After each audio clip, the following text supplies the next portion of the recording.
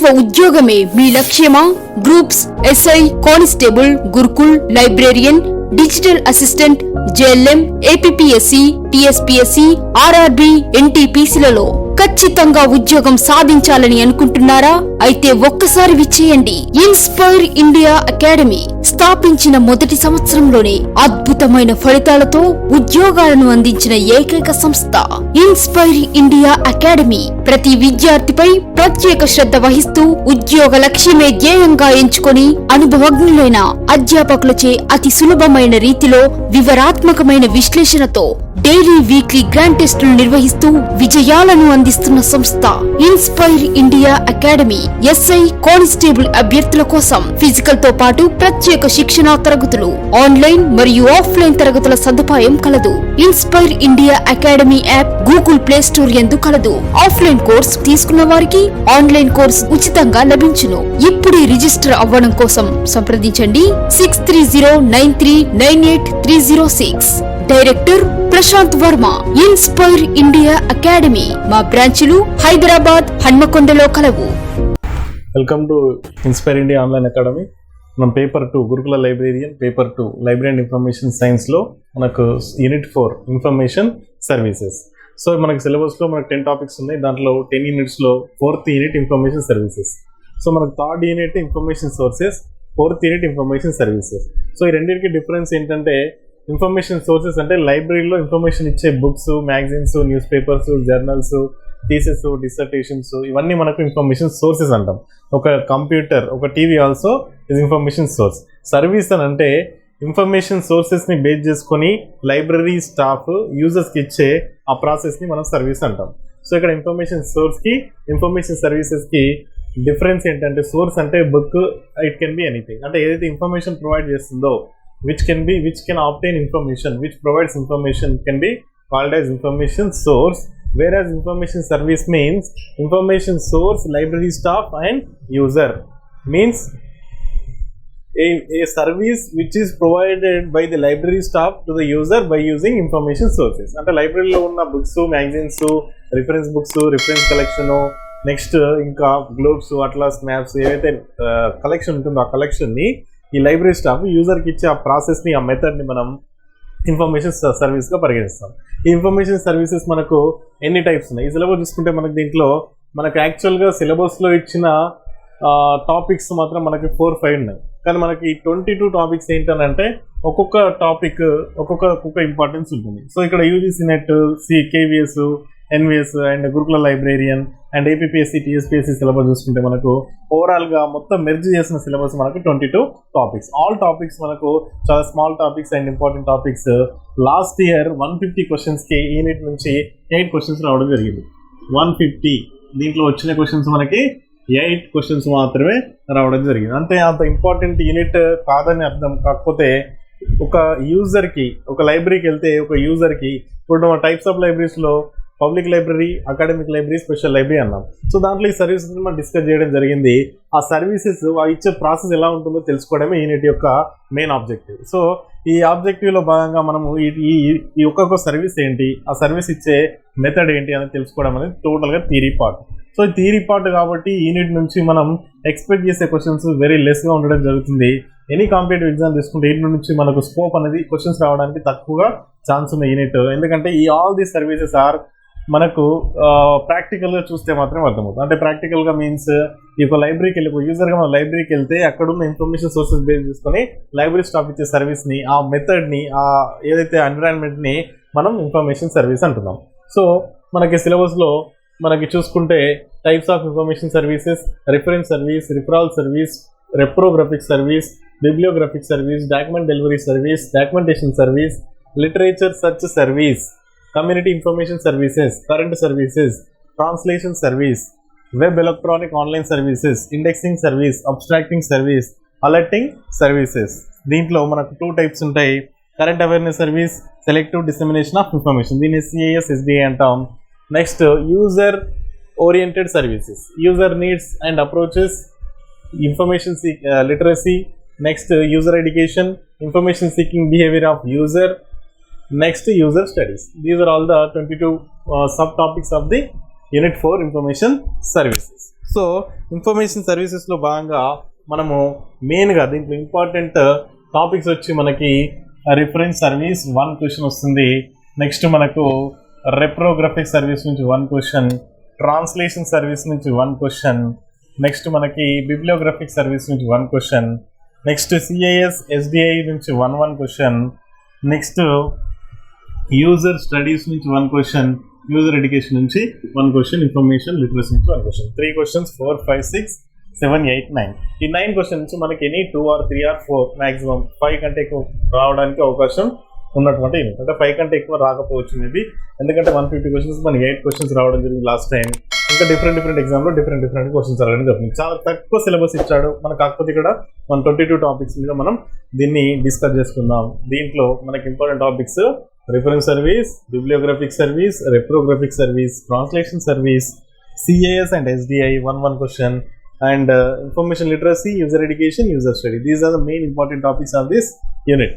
Okay, let us see about the types of information services. Okay, ఇక్కడ information services ని మనం 2 types గా divide చేయొచ్చు. అంటే యాక్చువల్గా మనం 3 types గా డివైడ్ చేయొచ్చు, బట్ బేసిక్గా మనకి we can broadly divided information services into 2 types. One is responsive services and anticipatory services, and the third type of information services are user oriented services.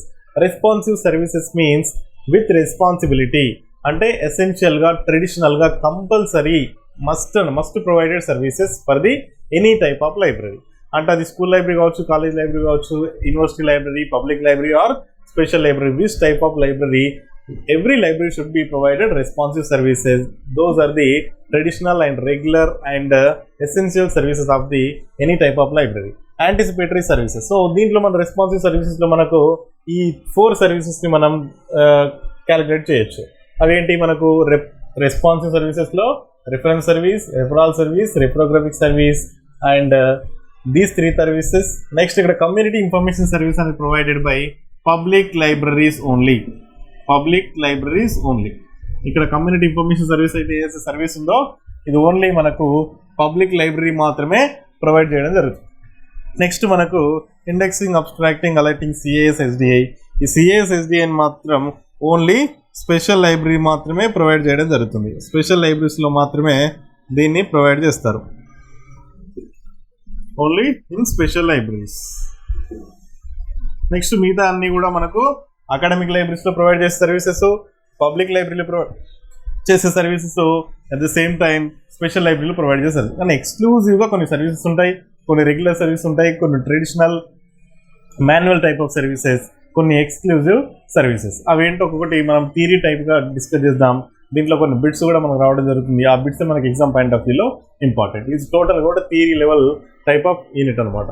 దీంట్లో మనకి 22 టాపిక్స్లో మనకు దీన్ని 3 టైప్స్గా డివైడ్ చేస్తాం. ఈ 22 సర్వీసెస్ని మనం 3 టైప్స్గా డివైడ్ చేస్తే responsive services, anticipatory services, next user oriented services. So ఒక information service అని అన్నాం. మన రైటింగ్ వచ్చేసి ఇన్ఫర్మేషన్ సర్వీస్ అంటే సర్వీస్ మీన్స్ సేవ. అంటే ఇక్కడ ఇన్ఫర్మేషన్ సర్వీస్ మీద సమాచార సేవ. అంటే మనకు ఒక లైబ్రరీలో ఉన్నటువంటి ఇన్ఫర్మేషన్ని యూజర్స్కి, చదవర్లకి ఏ విధంగా ప్రొవైడ్ చేస్తామో, మన దగ్గర ఉన్న ఇన్ఫర్మేషన్ ఏంటి, నెక్స్ట్ యూజర్స్ ఎవరు, నెక్స్ట్ వాళ్ళకు ఉన్న ఇన్ఫర్మేషన్ రిక్వైర్మెంట్స్ని బేస్ చేసుకొని ఒక ప్రాసెస్ని మన ఇన్ఫర్మేషన్ సర్వీస్ అంటున్నాం. ఇన్ఫర్మేషన్ సర్వీస్ ఇవ్వాలంటే మనకు 3 ఎసెన్షియల్ కాంపోనెంట్స్ ఉన్నాయి. అది information source, library staff and user are reader. ఈ 3 కాంపోనెంట్స్ ఉండడం వల్లనే మనం ఇన్ఫర్మేషన్ సర్వీస్ అంటున్నాం. ఈ 3 కాంపోనెంట్స్ వల్లనే మనం ఇన్ఫర్మేషన్ సర్వీస్ అంటున్నాం. So 3 essential components to provide information service in the library. Next ఈ ఇన్ఫర్మేషన్ సర్వీస్ అంటే ఈ టైప్ ఆఫ్ ఎన్ని ఇన్ఫర్మేషన్ సర్వీసెస్ని మనం దేన్ని బేస్ చేసుకొని డివైడ్ చేసినాం అంటాడు. అంటే based on type of the library, next type of collection, next type of users.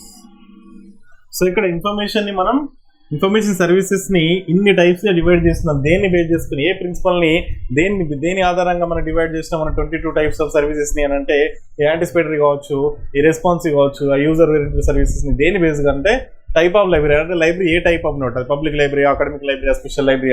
Next type of collection, దాంట్లో ఉండే కలెక్షన్ ఏ కలెక్షన్, ప్రింటెడ్ కలెక్షనా లేకపోతే ఎలక్ట్రానిక్ కలెక్షనా, ప్రింటెడ్ కలెక్షనా లేకపోతే ఎలక్ట్రానిక్ కలెక్షనా లేకపోతే మాన్యువల్ మెథడ్ సర్వీసెస్ ఇస్తున్నా దాన్ని బేస్ చేసుకుని. నెక్స్ట్ టైప్ ఆఫ్ యూజర్స్, అది children's education attached అయి ఉంటే దాన్ని ఆ యూజర్స్ని మనం అకాడమిక్ లైబ్రరీ సర్వీస్ ప్రొవైడ్ చేయాలి. అదే మనకు సీనియర్ సిటిజన్స్, మిక్స్డ్ పీపుల్ అంటే కంబైన్డ్ పీపుల్, ఒక సొసైటీలో డిఫరెంట్ పీపుల్స్ వస్తే వాళ్ళని పబ్లిక్ లైబ్రరీస్ కింద కన్సిడర్ చేసి ఆ టైప్ ఆఫ్ సర్వీసెస్ని మనం రెస్పాన్సివ్ సర్వీసెస్ అంటాం. అదే మనకు type of library, type of collection, type of users, ఈ మూడింటిని బేస్ చేసుకొని ఇన్ఫర్మేషన్ సర్వీసెస్ని ఈ విధంగా డివైడ్ చేయడం జరిగింది. సో బ్రాడ్గా మనం తీసుకుంటే information services 2 types. One is responsive, second one is anticipatory services, and we can also add to the user oriented services, third type కింద కన్సిడర్ చేయొచ్చు. సో ఇది మనకు overview of the syllabus and unit 4. Next మనము types of information services చూద్దాం. మనకు types of information services తీసుకుంటే మనకు ఎలా అయితే డిస్కస్ చేస్తామో responsive, anticipatory and user oriented. Responsive services means and essential service, అంటే కంపల్సరీ ప్రొవైడ్ చేసే సర్వీసెస్ని రెస్పాన్సివ్ సర్వీసెస్ అంటాం. ఈ సర్వీసెస్ మనకి మాన్యువల్గా ప్రొవైడ్ చేస్తారు, మాన్యువల్ సర్వీసెస్. ట్రెడిషనల్ సర్వీస్ అంటాం దీన్నే, ట్రెడిషనల్ సర్వీస్ అంటాం. నెక్స్ట్ దీన్నే రెగ్యులర్ సర్వీస్ అంటాం, రెగ్యులర్గా అండ్ రొటీన్గా ప్రొవైడ్ చేసే సర్వీసెస్, రెగ్యులర్ అండ్ రొటీన్గా ప్రొవైడ్ చేసే services traditional services, manual service and essential సర్వీస్ని మనం రెస్పాన్సివ్ సర్వీస్ అనడం జరుగుతుంది. With responsibility, response means with responsibility and accountability, with responsibility and accountability, దాంతో మనం ప్రొవైడ్ చేసే సర్వీసెస్ని మనం రెస్పాన్సివ్ సర్వీస్ అంటాం. These responsive services mostly